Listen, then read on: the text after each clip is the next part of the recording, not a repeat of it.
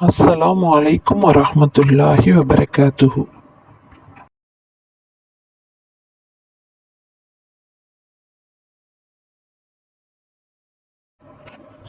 நபியே, நம் வசனங்களைப் பற்றி வீண் விவாதங்களில் மூழ்குபவர்களை நீர் கண்டால் அவர்கள் அதை தவிர்த்து வேறு விஷயத்தில் பிரவேசிக்குமாறு நீங்கள் அவர்களை புறக்கணித்து விடுவீராக. இக்கட்டளையை சைத்தான் உமக்கு மறக்கடித்து அவர்களுடன் நீரும் இருந்துவிட்டால் அது நினைவுக்கு வந்ததன் பின்னர் அந்த அநியாயக்கார மக்களுடன் நீர் அமர்ந்திருக்க வேண்டாம். வீண் விவாதத்தில் மூழ்கி கிடக்கும் அவர்களுடைய செய்கையின் கணக்கிலிருந்து எதுவும் இதை அச்சமுடையவர்களின் பொறுப்பாகாது. எனினும் அவர்கள் இதை தவிர்த்துக் கொள்வதற்காக அவர்களுக்கு நல்லுபதேசம் செய்வது இவர்கள் மீது கடமையாகும்.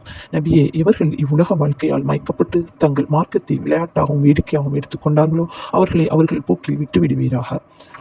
எனினும் ஒவ்வொரு ஆத்மாவும் தன் தீய செயல்களின் காரணமாக மறுமை நாளில் ஆபத்துக்குள்ளாகும் என்ற உண்மையை நீர் அவர்களுக்கு ஞாபகப்படுத்துவீராக. அந்நாளில் அதற்கு பரிந்து பேசுபவர்களோ உதவி செய்பவர்களோ அல்லாஹ்வை ஒருவரும் இருக்க மாட்டார். சாத்தியமான அனைத்தையும் பாவிகள் தங்கள் வேதனைக்கு பிரதியாக கொடுத்த போதிலும் அது அங்கீகரிக்கப்பட மாட்டாது. இவர்கள் தங்கள் தீய செயல்களின் காரணமாகவே ஆபத்துக்குள்ளானார்கள். இவர்களின் ராகரிப்பின் காரணமாக மிக்க துன்புறுத்தும் வேதனையுடன் குடிப்பதற்கு கொதிக்கும் பானமே இவர்களுக்கு கிடைக்கும்.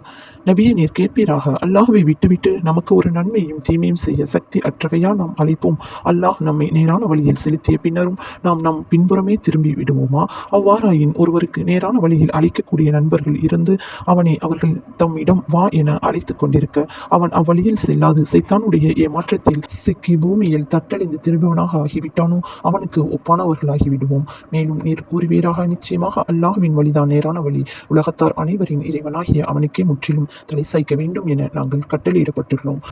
தொழுகையை கடைபிடிக்கும்படியும் அவனுக்கே பயப்படும்படியும் ஏவப்பட்டுள்ளோம். அவனிடம்தான் நீங்கள் ஒன்று சேர்க்கப்படுவீர்கள் என்றும் கூறுவீராக. வானங்களையும் பூமியையும் படைத்தவன் உண்மையாகவே அவன்தான். அவன் எதையும் படைக்க கருதும் போது ஆகுக என அவன் கூறுவதுதான் தாமதம், உடனே அது ஆகிவிடும்.